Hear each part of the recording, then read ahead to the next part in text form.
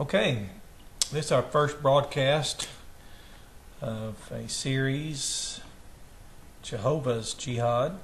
Jehovah's Jihad.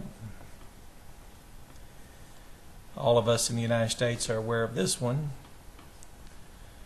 This is the jihad that led to what we call the Bill of Rights. Bill of Rights,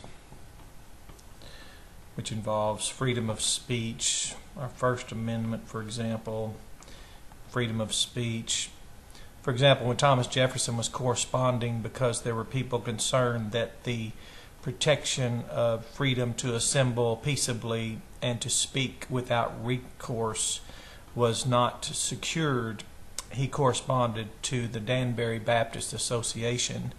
He didn't write to the Atheistic Association or the Alliance of Militant Atheists that we have today in our country.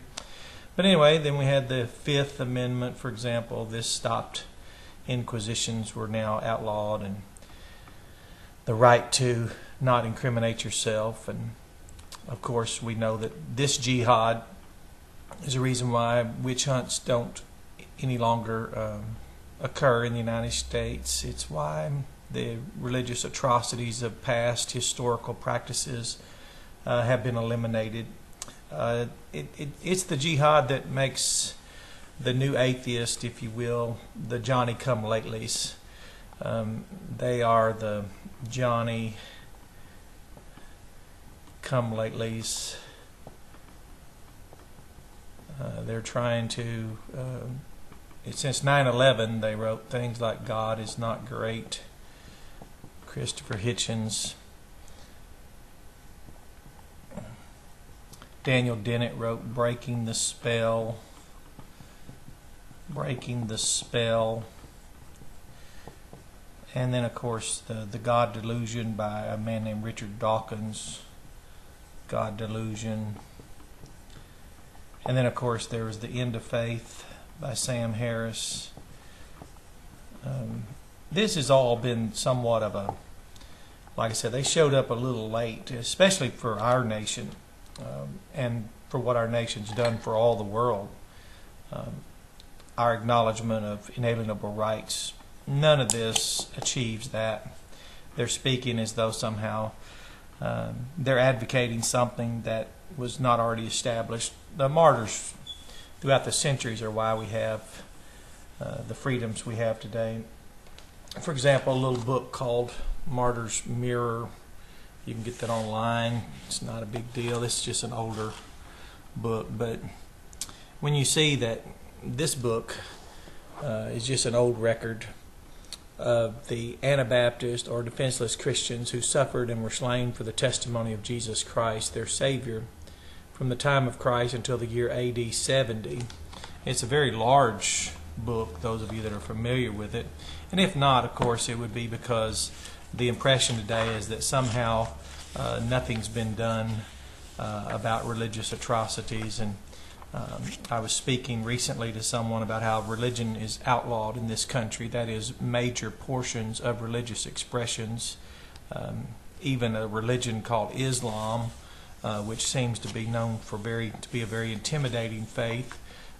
It's under the rule of law in the United States. So you can walk by a mosque in the United States. You can go to a Islamic research center. You can do anything you want to. Matter of fact, you can even walk by in front of their mosque and their research centers. You can buy their books. They market their books even on bookshelves in common markets. They're just as much involved in the common, profane distribution of their literature as anyone else, but they're not allowed to practice it here. That is, they can't carry out their religious laws and act on those directly against citizens of this country. And that's because of Jehovah's Jihad.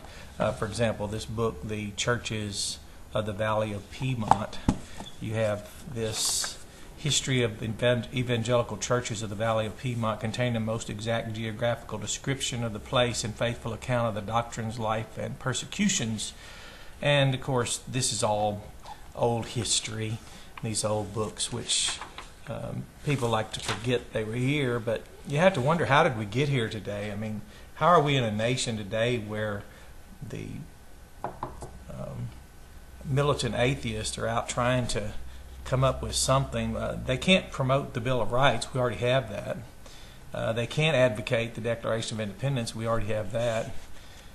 They can't talk about the need for a constitution. We already have that. They can't talk about a judicial process. We have that. They can't talk about we need an executive branch. We have that. We have a legislative branch. All that's been established. And it's from things like this old book, Trail of Blood, when you hear about these people who were willing to die rather than forfeit the absolute freedoms that were granted them, and they acknowledge those freedoms to come from God. For example, there's a young man out there, and he's got a little book came out. His name's Sam Harris, but he advocates conversational intolerance. First of all, this book on free will is just an abstract conversation. He has no definition of the phrase. He seems to talk as though if he were to disprove free will, that somehow it would cause problems out there. These are the little trinkets and the recreational things that we can enjoy in the country today because the price for what we have that gives us the freedoms to banter. For example, he says if the scientific community were to declare free will an illusion, it would precipitate a culture war far more belligerent than the one that has been waged on the subject of evolution. Whatever, blah, blah. Now, he may be right. There could be some fanaticism in the United States against discussing things, but the jihad that this speaks, of which this speaks, and the faith from the time of Christ until what we have today, it's still practiced, by the way. It tranquilizes. It tranquilizes us. It does not radicalize. So people that say, well, I read some religious literature somewhere and I was radicalized, or I went to some website and I've been radicalized. Well, no, they were already filled with hate. They're just looking for a name, a banner under which to justify it. It's similar to the militant atheists today who are advocating conversational intolerance. Now, if you ever talk to a Baptist about conversational intolerance, we know what that leads to.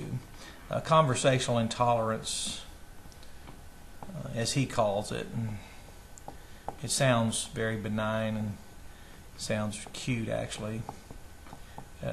Anyone that has any sense of any degree of education will know that you can look this up. And this kind of action, conversational intolerance, it was practiced by religious people, and they used tongue screws, which they would attach those to us so that while they were punishing us or executing us or even burning us at the stake, we would not be allowed to converse and say what we were being punished, which was what brought us into the punishment in the first place. So our new atheists today are just acting in the same position of the religionist. Anyone that advocates conversational intolerance is doing nothing but advancing the very religion, the spirit and the nature of religion that they claim to not be part of. And anyone that says, well, if we take away this phrase here, or we repudiate free will or whatever, then somehow we're going to incite some culture war. I've no Christian literature and the Hebrew Bible and the Greek New Testament. A person can study those and teach every word in it and never have to use this phrase.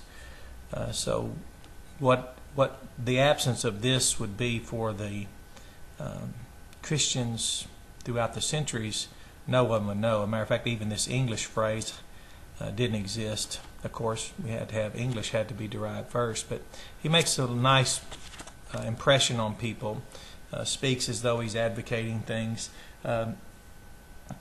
Debates are taking place where religious people are trying to defend their historical past, and atheists are criticizing the atrocities.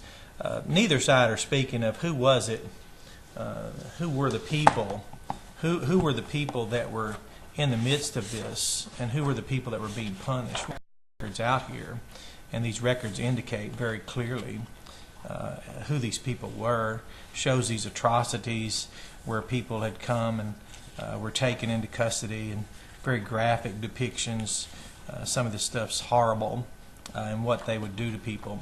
But it's just striking that by ignoring history and ignoring that we are the ones who were sent out as sheep among wolves, that the blood of the martyrs is now no longer that to which our freedoms are being attributed. We fled to this nation from state-sponsored religions. We corresponded with our leaders, the political scientists of our day. We urged Thomas Jefferson. You can read the correspondence. We were the ones that wanted a wall of separation. We are glad that's in that letter from Thomas Jefferson. We're not interested in a state-sponsored religion, which seems to be the threat to any free people, is to have their country commandeered by some religion that would use the police state or the military to enforce their dogma. And the purpose that we carry out, our warfare, is not carnal, but ours is a mighty, if you will, efficacious war in God for pulling down strongholds, casting down arguments, every high thing that exalts itself against the knowledge of God. And we bring every thought into captivity to the obedience of Christ. Ours is intellectual. We publish, we speak, we teach. Sometimes we get into debate, but we're not good at debating because no one has a good argument. Like I said, the biggest arguments you'll hear today will be the banter that goes on between religious groups. They don't realize where they have that freedom. But the banter today, the debating today that goes on in the United States, it's not what established the freedoms that now afford and accommodate that. But read after these atheists. They're wonderful people in the United States. They're charming. I love to listen to their debates. I love to see them struggle to advocate something that's already been established by martyrs' blood. I love to hear them advocate things that have already been established. They're Johnny-come-latelys. I love to see religious people argue and pretend they have something going on, and I say, well, now, you know, religion's outlawed in the United States. And they say, what do you mean? And I said, well, you can't hunt witches, you can't exercise magisterial persecution, you can't have us arrested, you can't carry out inquisitions, you can't take an innocent man and turn him over to the state and have them hang him from a tree. You can't do any of that nonsense. And all that's because of this jihad, which is to lose our lives.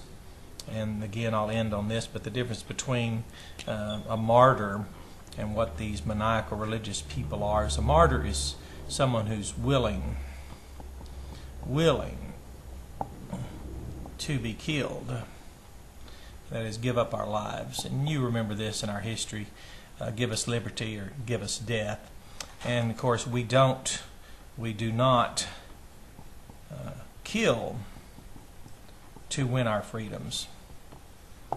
To win our freedoms, we die to win our freedom. And whatever these homicide bombers are that go out and blow up all these innocent people, or those little effeminate males that went and detonated bombs at the Boston Marathon, or whatever the maniacal point of tearing down our towers were in 9/11 and all these nonsensical things, all that's just hate looking for a reason to justify itself. But again, the United States, our military is here to sustain what martyrs' blood won, freedom of speech. And yes, atheists are now encroaching upon that, hoping to tell us that someday we can be, refused from speaking and have no freedom to converse. So whatever these people are, these militant atheists, they don't advocate the freedoms that we have already earned and won. As a matter of fact, they're hoping to diminish them. So that's what Jehovah's Jihad's about. So there'll be a lot of information, a lot of detail, be covering even the things that we believe and how they influenced our history. So look forward to it and enjoy this video. Thanks.